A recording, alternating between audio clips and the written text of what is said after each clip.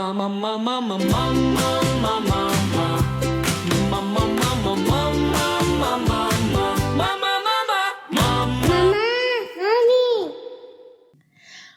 esto es Mamás, ¿qué más? Un espacio donde hablamos de la maternidad sin juicios desde el punto de vista de una guía Montessori y una médica y doula. Hola. Hola, Nela, ¿cómo estás? Muy bien, contenta de estar aquí otra vez. Qué bueno. Yo también contenta y tengo muchas ganas de hablar del tema de hoy. ¿Sí? Que es el llanto. ¿Cómo Sí. te va con el llanto, Nela? Bueno, empezamos fuerte. Bien, pero es retador. Yo creo que, bueno, por eso lo estamos trayendo hoy aquí. Es un tema que a todas y a todos creo que nos ha movido muchísimo en algún momento de la crianza, porque sí. El llanto, yo siento que para todos es como un igual a niños. O sea, hay niños ahí que, ay, pero ¿y no ha llorado? Ay, yo le digo que, aparte de eso, que también es muy válido, yo digo que el llanto lo igualan a problema. También. Y creo que es el sinónimo o el significado del llanto que más problemas también trae. Exacto. Claro, está llorando. ¿Qué le pasa? Y es algo grave, ¿no? Es como, siempre, o sea, porque creo que todos los significados que le tenemos asociados al llanto son negativos en su mayoría. Sí. Debilidad, si es alguien adulto, por ejemplo, eso de que los hombres no lloran. O espérate llegar a la casa y lloras allá. Está buena, lloro aquí. También. Sí, de algo inoportuno también, de que algo está mal. Generalmente eso nos enciende todas las alarmas. Y bueno, hoy vamos a hablar qué hacer con el llanto o por qué nos pasa eso un poco. Vamos a intentar darle respuesta a eso. O qué sentimos realmente con el llanto, porque es algo que realmente nos mueve a las mamás. Yo me he dado cuenta que nos da vergüenza que de repente, no sé si es vergüenza, no sé, que lloren en un lugar público y que tú no lo puedas calmar. Entonces te están viendo. Ay, esa mamá no sabe regularlo. O esa mamá, ¿por qué no hace algo? O cómo es que no para de llorar si está con la mamá. Y otra vez aparece nuestra amiga expectativa y de lo que se supone que tiene que suceder, ¿no? Porque eso aparece precisamente porque desde la expectativa, si una mamá es buena, si una mamá es buena madre, el niño no llora, parece. Parece. Y no es así, no es así. Tú sabes que en todo este tema pues de crianza, educación, mamás, comencé a leer un libro que es de temperamentos. ¿Ya? Porque me pasaba, bueno, no lo leí por esta razón, pero me dio como algunas respuestas. Me pasa que a Simón, pues el llanto no pasa casi nunca. De hecho, yo he tomado como el tiempo y Simón puede pasar 1 o 2 días sin llorar. Y imagínate la locura que yo al principio decía, ¿y será que le pasa algo que no llora? Imagínate. Y hablábamos con mi familia y yo dije, pero no llora, pero pellizcalo, pues sí. Y que no llora. Pero claro, por otro lado me decía mi cabeza pero si está todo bien, ¿por qué va a llorar? Bueno, pero porque todos los niños lloran cuando tienen hambre y no. Simón se queja. Es como que, y si yo no atiendo esa queja, pues claramente llega el llanto. Y bueno, en toda esta lectura que estaba haciendo de temperamentos, que no me lo he terminado de leer, que son muchos temperamentos, un temperamento es así como la base biológica, lo innato con lo que tú naces para ser como tú eres, la base de tu personalidad pero a nivel biológico. Básicamente te acompaña durante toda tu vida, tu temperamento, pero bueno, tú lo vas moldeando cuando vas creciendo o cuando te vas dando cuenta de eso. Hay un montón de temperamentos y uno de esos es el nivel de reacción que tú tienes ante una emoción. Por ejemplo, el libro en esta parte del temperamento empieza porque hay niños que cuando encienden la luz lloran y otros que no lloran. Porque hay niños cuando tienen hambre, hay unos que lloran mucho y hay unos que no lloran. No es que uno tenga más hambre que el otro, es que simplemente por temperamento su reacción ante esta emocionalidad es distinta. Y yo ahí dije, bueno, entonces ahí como que los van puntuando. Ay, puntúas porque hay un montón. De hecho, hay uno que tiene que ver con la movilidad. ¿Qué tan feliz te hace el moverte o el no moverte? Entonces, típico. Este niño es demasiado hiperkinético. No para, no sé. Esta niñita es demasiado floja. Entonces, bueno, habla mucho de las etiquetas que vamos poniendo sin saber. Claro. O siempre desde lo negativo. Y resulta que es por temperamento. Yo ya diagnosticado Simón. Pero yo siento que, o lo que ha mostrado en estos largos 6 meses, es que por temperamento Simón puntúa bajito en reacción al estímulo.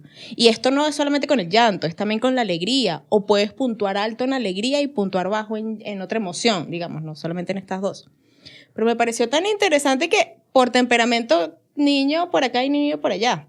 A pesar de que tengas todas sus necesidades básicas satisfechas, ¿no? Y celebro muchísimo de eso que dices, porque aparece un término de individualidad. ¿Sí? Que nuevamente la expectativa busca encajonarnos en algo, en un esperado, y si mi hijo no cumple ese esperado, o sea, en este caso, obviamente para otras cosas sí funciona, pero le da valor ese conocer del temperamento a la individualidad, de que cada bebé viene a ser único y que aunque sea de la misma familia, pueden ser dos temperamentos o dos personas como en efecto son distintas. Por ejemplo, si son gemelos, siempre hablan de, sí, porque si son los mismos estímulos, son la misma familia, no sé qué. Hay un video que dice, el mismo vientre, y sale uno y el rock y la otra así toda tranquilita. Tal cual, por eso, porque es que hay individualidad y celebro eso de que, bueno, porque tus dones te hacen ser una gran observadora de poder ver eso, o sea, de que, ¿sabes qué? Él no necesita llorar tanto o pudiste reconocer esto a través de ese libro que estás leyendo, pero sé que antes también lo hubieses podido notar. Porque la observación también nos da eso, ver que no es tan necesario que un niño llore si no lo necesita. Porque el llanto, y aquí es una de las primeras cosas que vamos a hablar, es la forma que tiene el niño, el bebé, de comunicarse. Es el primer recurso que tiene ese niño para comunicarse con su medio exterior y comunicar lo que sea. Lo que sea. Me piqué el pie y ya estás en la teta. Exacto. No es teta. Bueno, yo sinceramente, a la primera queja yo uso la teta. Me resulta que eso también es un meme. ¿Cómo hago para que mi mamá me quite la etiqueta? Ay, mi vida. Y no me dé teta. Exacto. Sí, en mi experiencia también Lucía, por ejemplo, fue una bebé que poco lloró, poco y nada, o sea, muy poquito. También porque siento que cuando uno sabe observar y responder la necesidad de cierto modo, el llanto no aparece, o también es por una cuestión de temperamento. Ella en general es muy tranquila o era muy tranquila. No puedo decir lo mismo ahora. Bienvenidos. Y Lucas también me pasa igual. O sea, es súper tranquilo también. No había puesto cuidado. Estabas diciendo que pasa Simón hasta 2 días sin llorar. Yo creo que Lucas es muy similar, porque lo siento aún más tranquilo que Lucía. Y eso que Lucía lo molesta, o sea, lo abraza durísimo, le hace cosas, y él se queja también. Es solo como que, quítate. Pero claro, ¿qué hacemos con este llanto cuando ya sí es demasiado insoportable? A mí no me ha pasado todavía con Simón. Me ha pasado con niños en el jardín, pero esa ya es otra técnica para calmar ese llanto, que yo me di cuenta, que se lo vi haciendo a una colega, que lo primero, porque ¿qué pasa cuando están llorando? Pero cálmate, pero respira, pero dale, ya ven que yo te agarro. Y chamo, que tomen agua. Ven, vamos a tomar agüita. Sí. Porque cuando toman agua, respiran, sin que tú estés ahí que respira. Bueno, pero antes toma agua y... Chamo, te lo juro que me funciona demasiado. Sí, ¿qué tal? No sabía. Vamos a tomar agüita. Toman agüita, dejan de tomar agüita y ahora sí podemos hablar de lo que le pasó, que extraña a la mamá, que me quitaron esto, que no sé qué, todas las cosas que pueden pasar en el jardín. Pero tomar agüita Vamos a tomar agüita para poder entenderte. Okay. Y van las dos y se toman su agüita. Yeah. Y entonces cuando está tomando agüita, respira, claro. Y en esa calma todos nos entendemos mucho mejor. Un poco. Creo que funciona más en ambientes educativos que en la casa. Pues, bueno, no, sí, o al claro. menos me pasa a mí. Puede ser. Yo quería era como hablar inicialmente de que el llanto de cada bebé está como diseñado para cada mamá.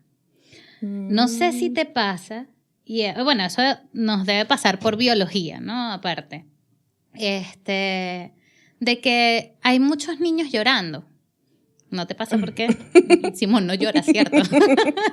Pero pasa que hay muchos niños llorando y una mamá sabe, es mi hijo. Identifica. Sí, porque tenemos esa capacidad. Es que me pasa que yo escucho que está llorando y no está llorando. Okay. Yo me estoy bañando anticipa, sí. y digo, está llorando porque lo escuché. Y no lo escuché. Okay. Mentira. O sea, de que tengo su llanto grabado. Son otras cosas. Claro, uno lo va teniendo registrado. O sea, pero loca. A mí me pasa que, o sea, yo por lo menos en la consulta atiendo niños y los niños pueden estar acabando con el consultorio y es llanto, lo que sea.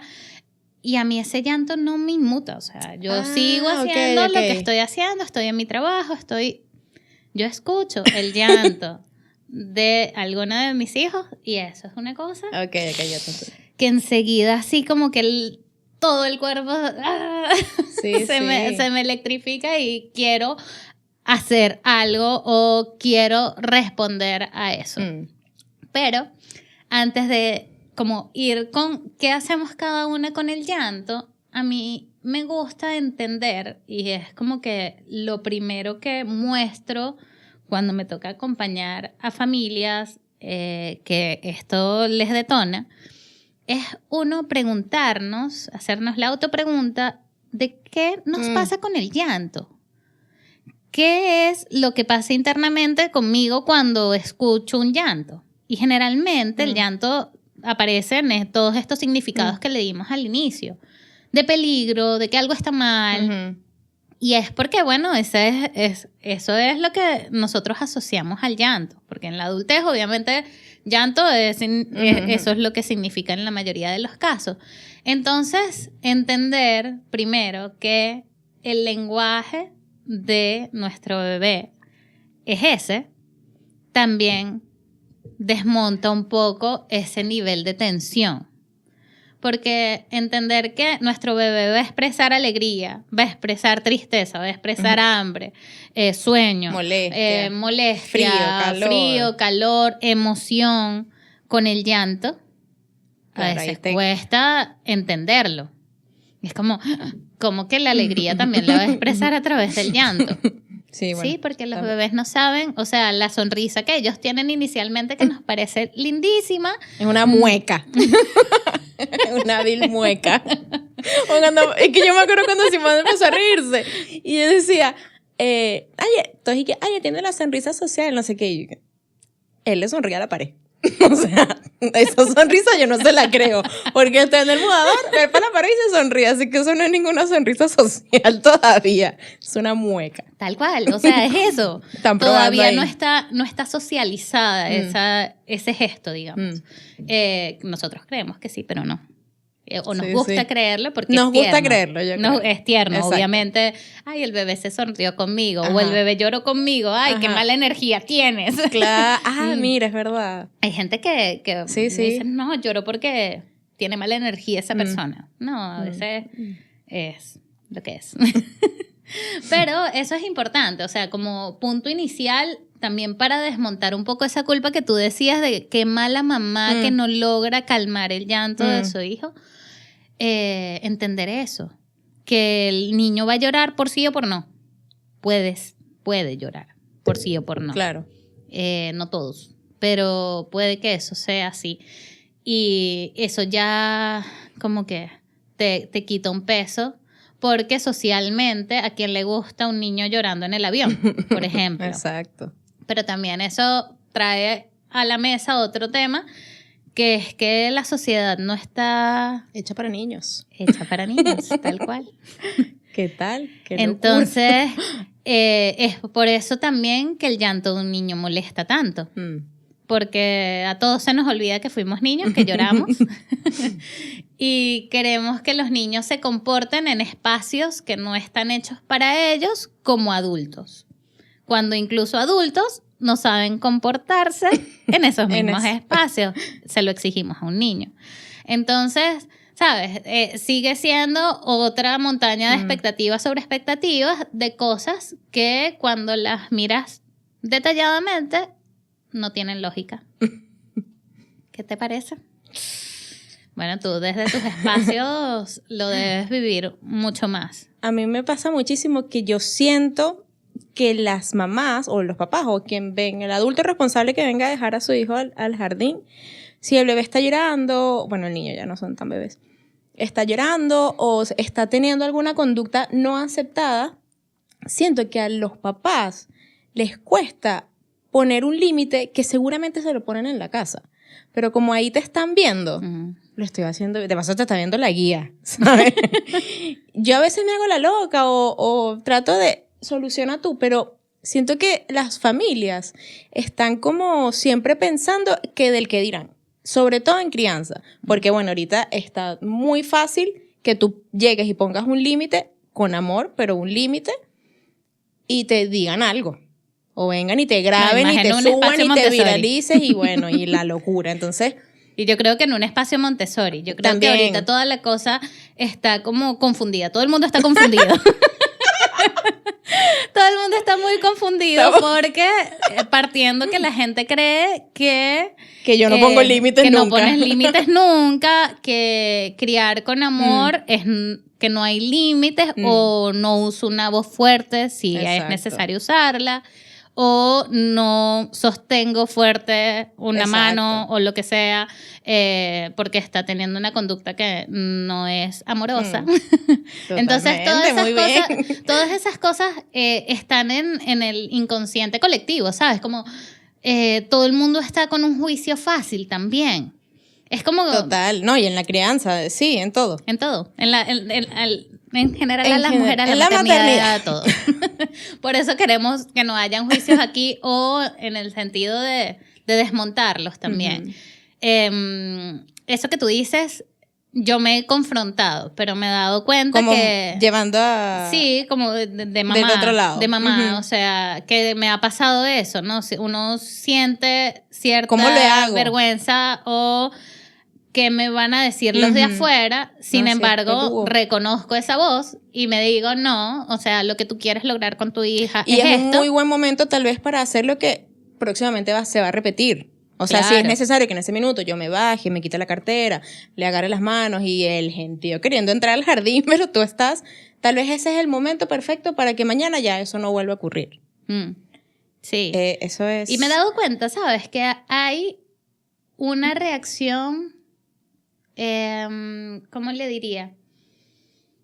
Bueno, evidentemente es algo que no le gusta a nadie, lidiar con el llanto. No nos gusta lidiar con el llanto y lo veo de los de afuera. Me pasó recientemente con mi círculo cercano.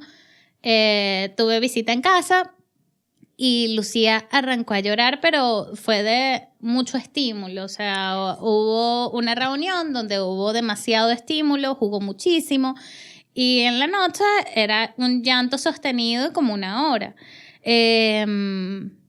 Y recuerdo que varios de mis familiares entraron así a la habitación, como que te ayudamos, le damos un baño, esto, o sea, como que me dieron demasiadas cosas que hacer en el momento. Y yo me volteé y les dije como, no, tranquilos, ya. y yo la pago. Y fue comiquísimo porque luego... hablaron y dijeron, wow, tienes demasiada paciencia. Y yo, bueno, es que capaz ese momento también, eso es importante decirlo, que no siempre vamos a poder lidiar con el llanto igual todas las veces. Porque en ese momento, por ejemplo, sí, ya ella tenía mucho rato llorando, pero yo estaba descansada, estaba muy contenta, yo tenía mi tanque, yo le llamo el tanque de la felicidad Ajá, alto. que te iba a decir que en este libro de temperamentos ¿Ya? hablan de la brecha, bueno, no sé qué nombre Ok. le ponen, pero de tu paciencia. Mm. ¿Cómo la vas llenando? Bueno, si tú ese día estabas relajada, estabas tranquila, saliste a comer, te comiste algo rico, caminaste, obviamente estabas en un... Sí, estaba en mi mejor momento. Exacto. Y pude lidiar con eso yo sola, sin cero problema, cero drama.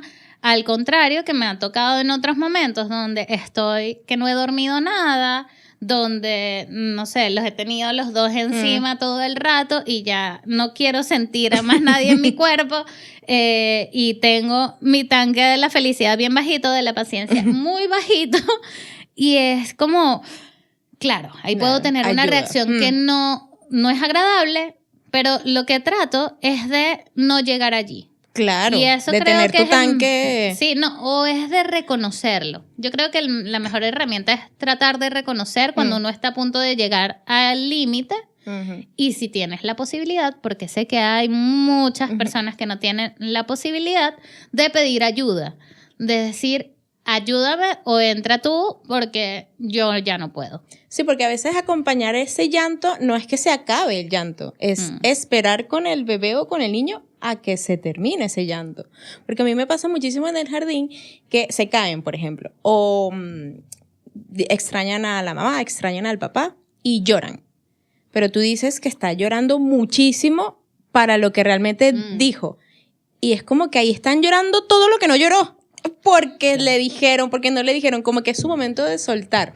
Y me pasa muchísimo que cuando acompaño ese llanto, ellos van así, van calmando y chamo, vuelven a nacer. Como que se acabe el llanto. Claro, yo no los tengo que hacer dormir, ni no me viene otra tarea difícil, porque no estamos en casa, pero sí logro observar que llorar, como que después de la tormenta viene la calma, así Le mismo. pasa a uno como adulto Total. también. Entonces yo lo veo así igual cuando uno llora, bueno, Sí. después te sientes tan relajada. Y yo digo, claro, ese niño lloró tal vez lo que no había llorado. Y yo no sé si has visto esto de que los niños lloran cuando los van a buscar al jardín. Y no es necesariamente porque la pasó mal en el jardín, sino que, ay, ya puedo llorar en paz. Sí, y eso es muy importante, porque recuerdo cuando empecé a llevar a mi bebé al jardín y todo, también en el jardín hay demasiados estímulos que en la casa no. Eso te iba a decir, de la sobreestimulación que comentaste de Lucia. Bueno, no, pero Sí, termina. Es eso, o sea, a veces es entender que el niño también se va a permitir esas emociones donde se sienta seguro. Exacto. Yo no, es igual que uno el adulto. Lo que pasa es Llora que en tu casa, por eso uno dice. uno extrapola esas cosas No, es a que igual. los niños son otra gente, no sé qué cree a veces la gente que son, pero los niños necesitan su espacio seguro, al igual que nosotros. No vamos a andar llorando, no sé, en plena calle, o a veces Oh, sí, sí. pero no sé. Pero lo que quiero decir es que para tener esa libertad o drenar todo eso, uno necesita un espacio seguro. Y a veces ese espacio seguro es cuando viene mamá, cuando viene papá. Exacto. Que me permito soltar todo. Y entonces viene y dice, lloran ¿qué le lloran. pasó? Y yo, sí, la pasó genial. Solo que Pero uno bueno. no cree, ¿sabes? Exacto. Porque, ¿qué Uno se hiciste? queda como con la Nada. duda. ¿Y cómo la pasaste? Bien. Y bueno, pero hay muchas cosas que se hacen en la sala. Eso de la sobreestimulación se trabaja súper bien en los ambientes Montessori porque son muy poco estimulantes a nivel visual, a nivel auditivo. No es que yo no grito porque no puedo gritar. Claramente si yo quiero gritar, pues bueno, me salgo. Pero se habla mucho dentro del ambiente que para invitar a los niños a que no griten, más que todo, no por ser que es una conducta mala, sino porque no es agradable. No es agradable, estamos en un lugar cerrado, si tú quieres gritar, sal al patio, no es que no puedes gritar. Pero hay lugares. Hay es lugares. enseñarle límites nuevamente. Entonces, esa sobreestimulación en los ambientes Montessori, de hecho, si tú buscas características físicas de un ambiente Montessori, todo lo que es ambiente preparado, que es como un concepto muy trabajado en la filosofía, son paredes lisas, ojalá iluminación natural, muchas plantas, si hay fotos o imágenes, lugares específicos, o sea, visualmente no vas a tener que si al Mickey Mouse o visualmente eso no va a ocurrir y eso ayuda muchísimo a no estimularlos tanto ¿Por qué? Bueno, porque nosotros se habla mucho de focalizar la atención en cosas. Entonces, si yo quiero que el niño esté focalizado en el micrófono, yo al micrófono no lo voy a decorar, por ejemplo, que era mi idea, pero bueno. Entonces, claro, no, trato de focalizar su atención y eso responde muchísimo a la sobreestimulación que a veces tienen los niños en ambientes que, bueno, por querer ponerlos bonitos, claro, a veces hay mucha estimulación. Pero puede pasar, incluso en esos ambientes, el estímulo viene de jugar, por ejemplo. Sí, entonces también. eso también recarga al niño de mucha energía y porque cuando son tan bebés... Es que incluso los olores. Los olores, mira, depende del temperamento del bebé, incluso una voz nueva de alguien que te fue a visitar estimula demasiado a ese bebé. Porque ese bebé no se puede dormir. Exacto. Yo recuerdo que con Lucía nos pasó en pequeñas ocasiones, porque ya cuando nosotros permitimos las visitas ya estaba un poquito más grande, pero lloraba así, o esa noche costaba mucho dormirla porque había ido a una visita. Sí, entonces las personas huelen, o sea, tienen un olor distinto, un timbre de voz distinto, una forma, si lo cargan, imagínate, también una forma de sostenerle distinto. Todo eso son cosas que también agotan al bebé, porque los bebés son altamente perceptivos, están siempre agarrando todo el exterior. Antes ellos estaban en su burbujita de agua y allí... Bueno, la voz, el corazón de mamá, lo que sea, pero no era tanto estímulo como lo hay en el exterior. Ahora imagínate, voy a traer ese tema a colación, en nuestra cultura, donde el primer momento, la mujer recién parida, va todo ese gentío a la clínica. El brindis, Nela, ¿cómo se te ocurre? Claro que necesitamos brindis en la sala de parto. Imagínate, divino. Entonces, y todo el mundo queriendo cargar a un recién nacido. Después la tarea titánica que le dejan a los padres, o bueno, en creencias antiguas, creo, ojalá y no, pero yo sé que todavía sigue sucediendo, de niños que se los llevan a retén, por ejemplo, ¿no? Entonces... todo ese tipo de cosas, pero bueno, eso lo podemos hablar. Hay muchos temas aquí. En otro lugar, mira, otro momento. A mí lo que me sirve mucho en el jardín, que no son mis hijos, es, tomar agüita, nos calmamos y conversamos. Y si yo puedo desviarme totalmente del tema, lo hago. O sea, si yo puedo... no, es que extraño a la mamá. Extrañas a la mamá. Y yo voy a llamar a la mamá. Pero ¿y dónde está la mamá? ¿Está en la casa o está en el trabajo? Porque ¿a dónde la llamo? O sea, es como, estamos hablando, conversando del tema, pero no del dolor. Pero si yo puedo que él diga, bueno, llámala más tarde y mientras juego, lo vamos a hacer. Claro. Porque bueno, repito también, ojalá ese niño o esa niña sepa que aquí puedes llorar, podemos extrañar a la mamá y también podemos hacer otras cosas. No te preocupes, yo la llamo. Bueno, en el jardín donde trabajo es muy fácil... se da muy fácil esta conversación. Yo no sé si en otros espacios sea así, pero es como, yo puedo llamar a la mamá, porque ya yo le dije a esa mamá que estuviera cerca, sobre todo si son los primeros días de adaptación, que estuviera cerca, porque yo te puedo llamar en cualquier minuto. Claro. Yo voy a calmar ese llanto, pero si ese llanto ya tiene una hora, pues no, en ese contexto, obviamente, no lo vamos a hacer sufrir. Pero desviar el tema sin desviarme, o sea, sin entender que estás triste y estás llorando, ojalá si llegamos a bueno, voy a jugar un ratito más. Ok. Avísame cuando la llame. Yo creo que eso está genial. O sea, porque acabas de dar un ejemplo maravilloso de que no es evadir, que es lo que yo observo que la sociedad quiere hacer constantemente. Porque yo no quiero que tú llores. Y te doy algo para que dejes de llorar. Claro, entonces, ese llanto no está siendo escuchado. Por tanto, lloro más o aprendo que no está bien llorar y lo tapo con cosas. Que en la adultez, pues, da muy malos resultados. Porque la gente llena esos espacios con otras cosas, ¿no?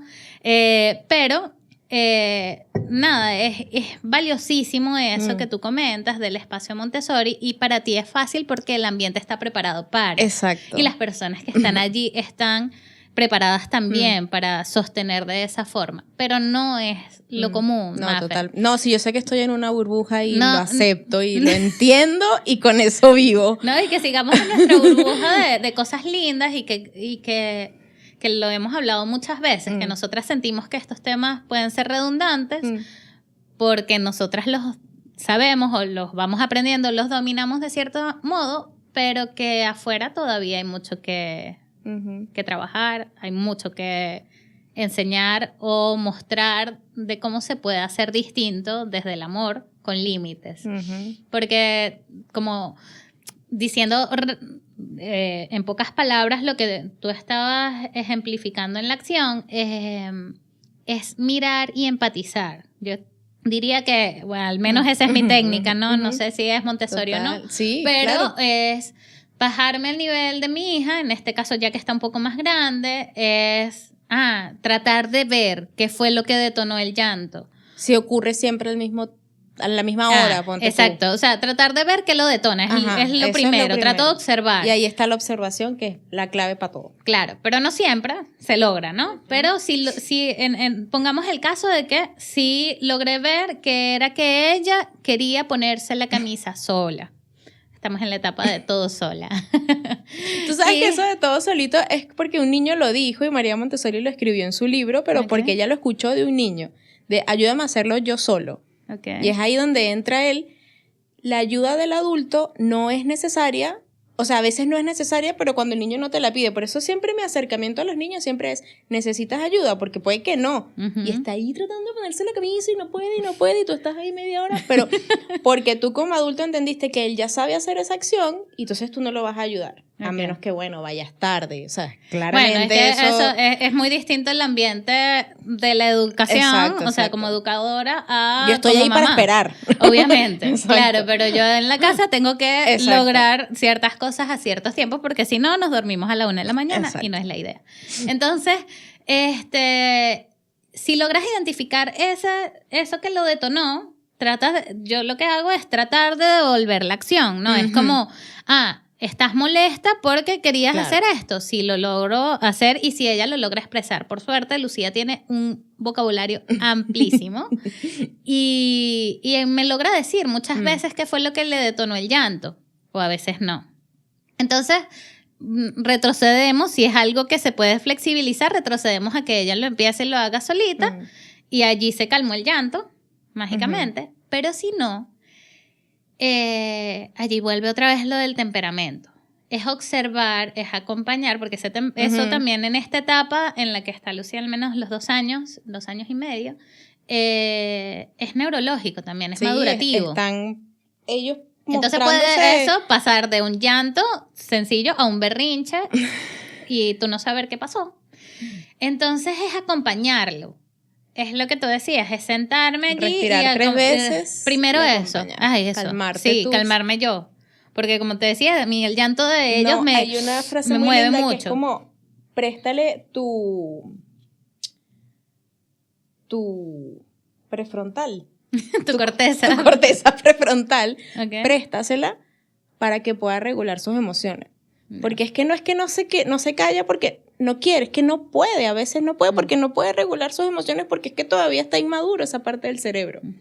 Entonces tú como adulto, préstaselo, ¿con qué? Con tu calma, con simplemente acompañar, con simplemente tocar, con ya respiremos, tomar agüita, así funciona. Sí. Tomar agüita uno. Pero es que eso es lo que te digo, es que lo más desafiante de todo esto es que nuestra generación todavía no estaba allí, ¿no? En ese aprendizaje emocional y todo esto. Entonces yo siento que nosotros estamos, y lo celebro muchísimo, que estamos haciéndolo distinto, a la vez que también vamos nosotros sanando nuestras cosas, ¿no? Porque esa calma y todo esto lo podemos tener de la teoría de lo que estudiamos, pero en la práctica aparecen los desafíos. Entonces, nuevamente, como tú dices, ¿no? Distinta la teoría a la práctica. Y vuelve mucho déjame tomarme tiempo yo, y es importantísimo como madre, padre o cuidador reconocer tu emoción, nombrarla. Ay, yo estoy cansada, estoy molesta para lidiar con este llanto.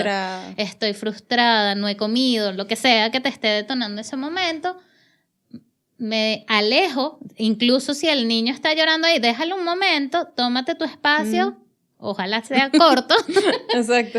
Para responder también a la necesidad del niño, porque desde ese lugar también sabremos responder mejor. Eso de que si no te lo das tú primero, siempre vamos a ir la nosotros mascarilla primeros, en el avión. En la mascarilla en el avión, tal cual. Y bueno, es que hay niños también que necesitan ese espacio, llorar solos y que no los toques y que no, porque a veces Lucía. Calmar el llanto uno lo ve, no ve, te apapacho, y es que no, Lucía eso no le lo gusta, empeora. Lo claro. empeora, o sea, Lucía, hay momentos donde uno requiere contener si es que el niño tiene demasiada energía, lo que sea, pero Lucía es... No le toques, no le hables, no nada. O sea, ella lo dice. Si tú le intentas hablar o cálmate o respira, Qué te maravilla dice, que lo diga. No me digas que respire, no quiero respirar, me dice. Ay, mi amor. Así, o sea, ella tiene mucho lenguaje y por eso no me hables, me dice así, durísimo en todo. Es como, bueno, yo lo que hago es llevarla también a un lugar seguro, eso también es importante decirlo. O sea, si el niño se está golpeando o está golpeando cosas, es como, lo detenemos, le decimos que eso no se puede hacer, que no lo vamos a permitir, lo podemos... Eso es lo más importante, no lo voy a permitir, darte la responsabilidad a ti. Sí, no te pegues, porque... obviamente, el niño no sabe, no entiende eso en ese momento. Aparte de eso, también, lo rescato, que no hay razones en ese momento. Ajá, no. No, el razonar con el niño en ese momento, decirle cuestiones lógicas, no sirve de nada. Es como que tú ya estás grande, que, ay, no, eso me da de todo. Ya estás grande, porque no llores por eso, o sea, no, él todavía está madurando.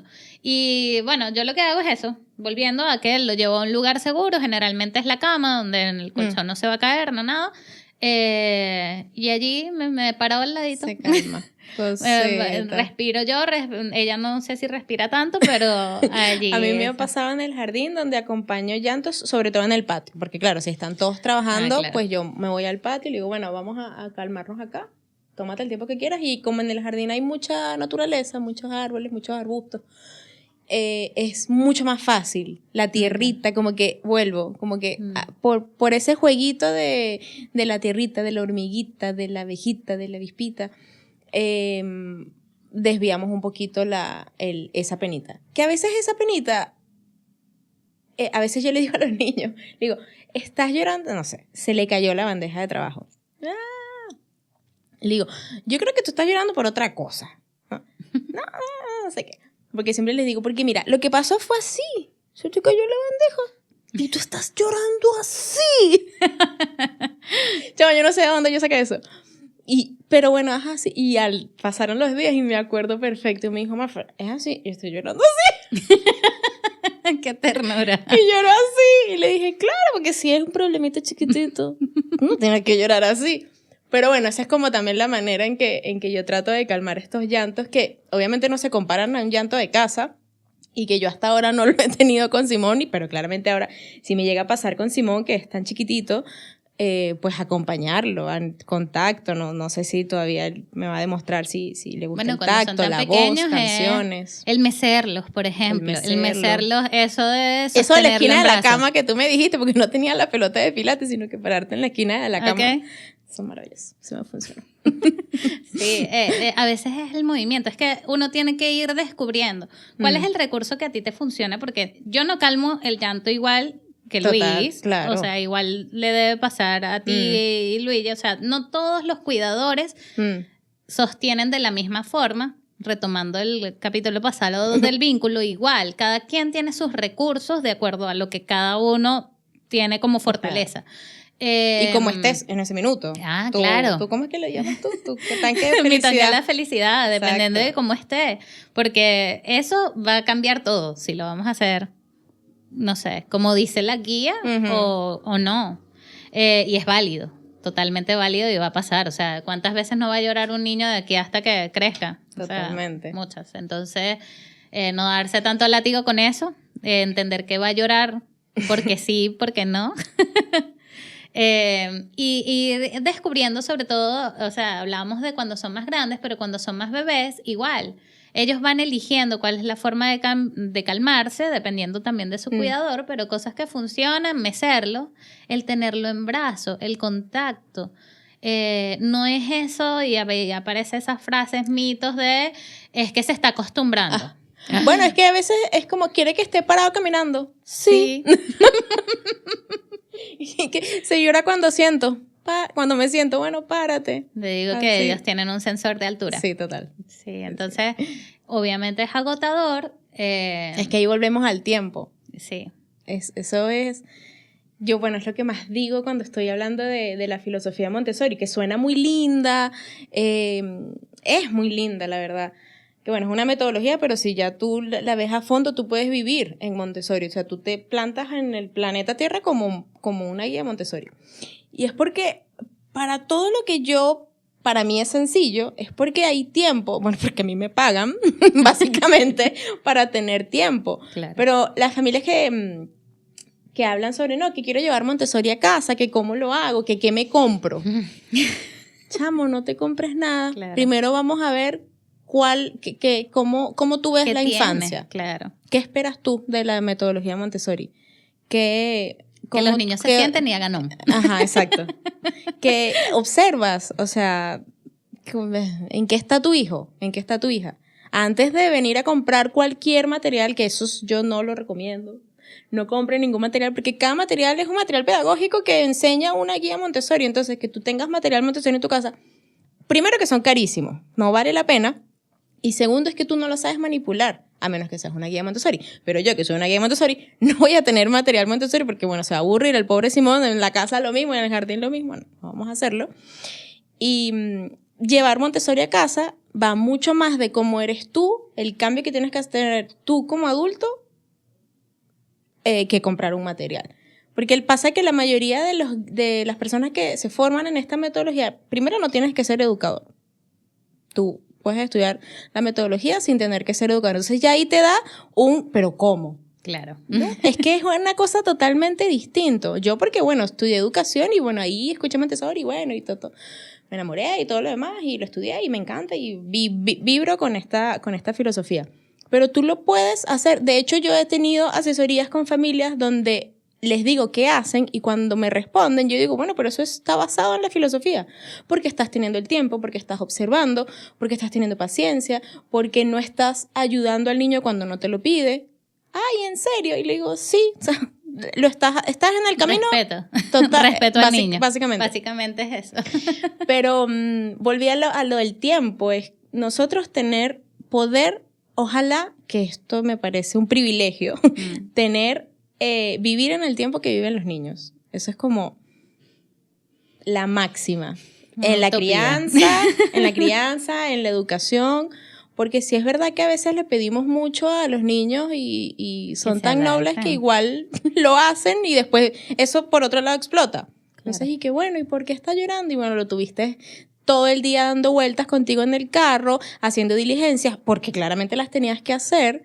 A mí me pasa, cuando pasa eso, que es inevitable, le digo a Luigi, ay no, Simona ha estado mucho rato en la silla del auto. Entonces, esa tarde o al día siguiente, lo que sea, yo como que compenso.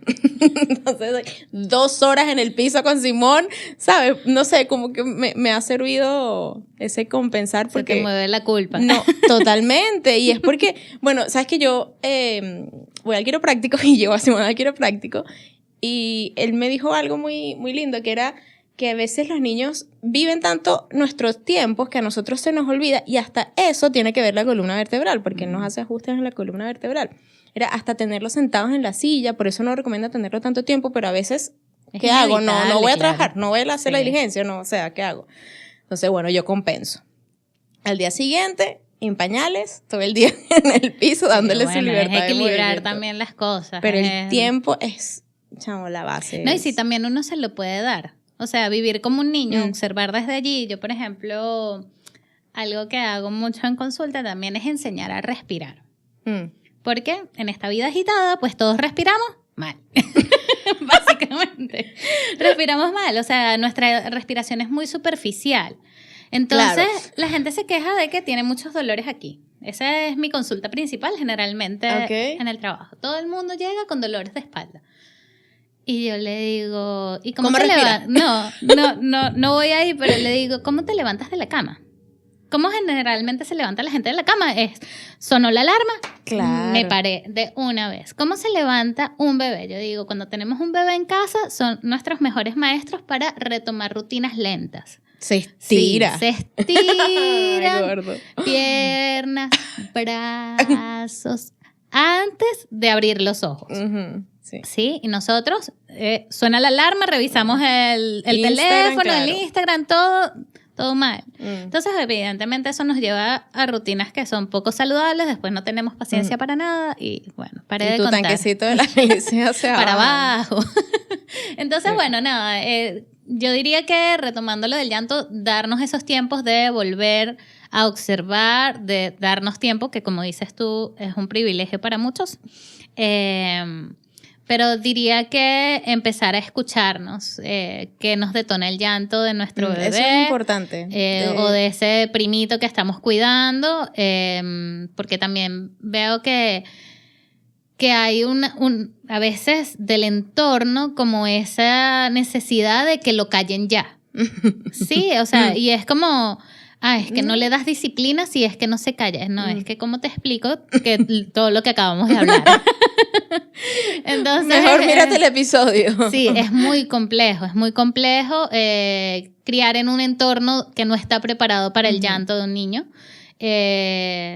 Cómo tranquilizar a esa mamá que va a viajar en un avión, no sé, 10 horas y va a llorar. Y reconocer, si te molesta mucho el llanto, ya saber si vas a tener que pedir ayuda o qué evitar antes.